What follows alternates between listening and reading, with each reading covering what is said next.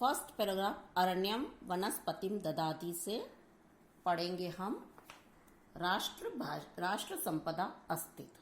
ठीक है, यस।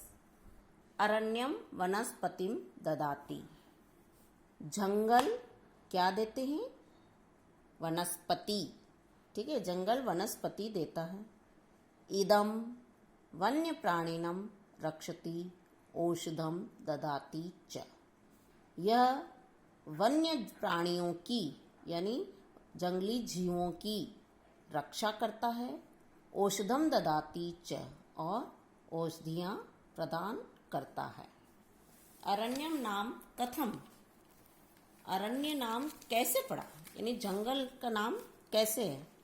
अर्यति मृगै इति आरण्यम अरण्यम मृगाश्चरन्ति। अर्यति मृगै इति आरण्यम, जहाँ पशुओं के द्वारा विचरण किया जाता है उसे जंगल कहते हैं। ठीक है, जहाँ पशुओं के द्वारा विचरण किया जाता है उसे जंगल कहते हैं। अब मृगई पशुओं भी बोल सकते हैं, और एक शब्द मृगई मतलब हिरण के लिए बहुवचन में भी प्रयोग हुआ। ठीक है, अभी नाना पशव वने निवसन्ति, विभिन्न प्रकार के पशु जंगल में रहते हैं। वन न्यायम प्रसिद्धम, जंगल का न्याय प्रसिद्ध है। तत्र सर्वे स्वतंत्रः चरन्ति, इसलिए वहाँ पर सभी स्वतंत्र रूप से विचरण करते हैं, चरते हैं। अरण्ये नाना पक्षिण वृक्षेषु निवसन्ति, जंगल में विभिन्न प्रकार के पक्षी वृक्षों पर निवास करते हैं।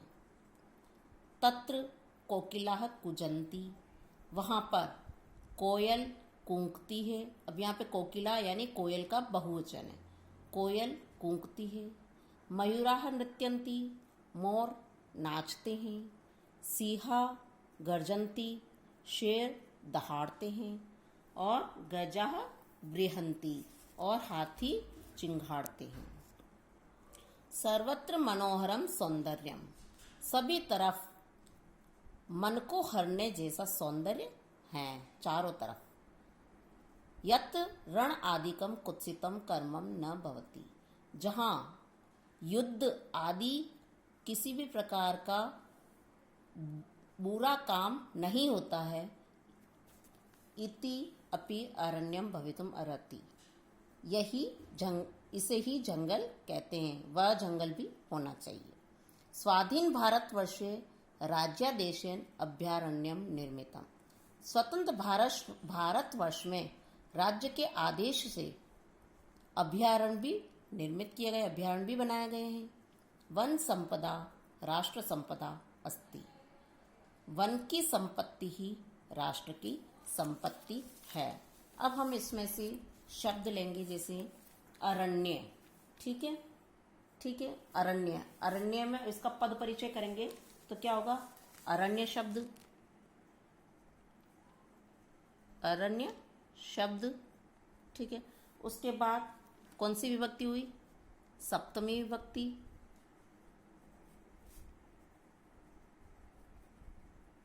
और कौन सा वचन? एक वचन। ठीक है, ऐसे कुत्सितम, कुत्सितम में कौन ये है? नपुंसकलिंग।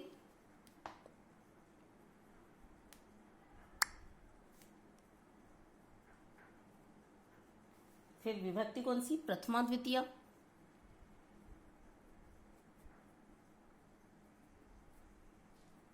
और वचन कौन सा हुआ इसमें? एक वचन।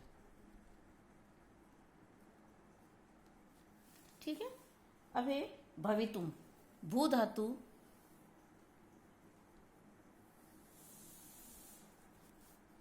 तुमुन प्रत्यय, तुमुन, तुमुन है ना, तुमुन प्रत्यय। फिर है सर्वे, सर्व शब्द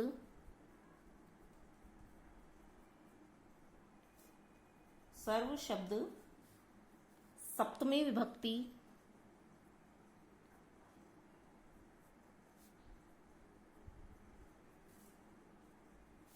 एक वचन और कौन सा लिंग है ये? नपुंसक लिंग।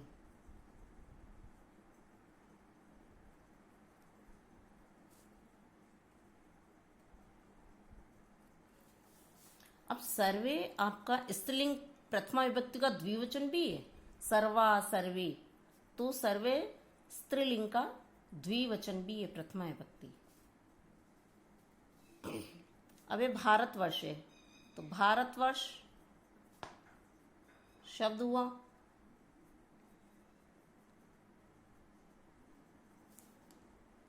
सप्तमी विभक्ति,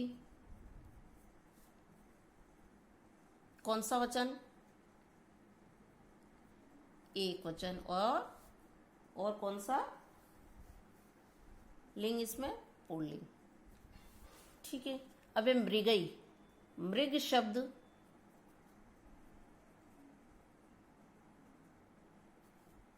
कौन सी विभक्ति? तृतीया।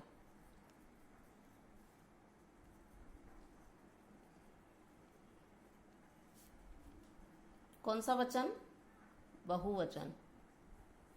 मैंने आपको पहले कारक और विभक्तियां पढ़ाई थी, ठीक है ना? तो मृग शब्द तृतीय विभक्ति बहुवचन। और पुल्लिंग नृत्यंती, नृत्य धातु, लट लकार,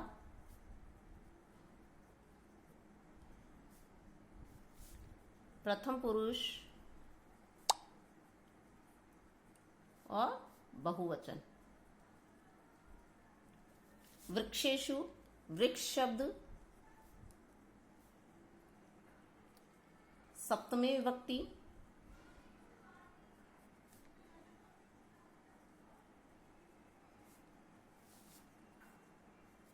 वचन कौन सा? बहुवचन और नपुंसकलिंग, हिंदी में पुल्लिंग। ठीक है। अब हम करेंगे संधि विच्छेद। इसमें संधि विच्छेद में क्या आया था? मृगाश्चरंती, तो इसका संधि विच्छेद क्या हुआ? मृगाह प्लस चरंती, मृगाश्चरंती। ठीक है। अब एक शब्द में उत्तर देंगे तो अरण्यस्य शब्दस्य अर्थम किम अस्ति। अरण्यम शब्दस्य अर्थम किम अस्ति क्या होता है? तो वनम। ठीक है। पूरा काले ऋषि कुत्र वसंती स्म, यानी प्राचीन समय में ऋषि कहाँ रहते थे? तो हम क्या लिखेंगे? अरण्य। कुत रणादिकम कुत्सितम कर्मम न भवति, अरण्य। वन संपदा कस्य संपदा अस्ति? तो राष्ट्र संपदा।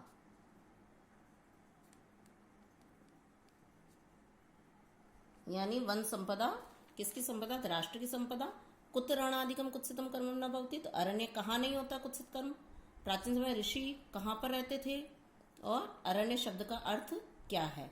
अब अगर आपको पूरा ये वन संपदा कस्य संपदा अस्ति, अगर इसका पूर्ण वाक्य में उत्तर बोले तो आप कैसे लिखोगे? वन संपदा कस्य की जगह आप आंसर लिख दोगे राष्ट्र संपदा अस्ति।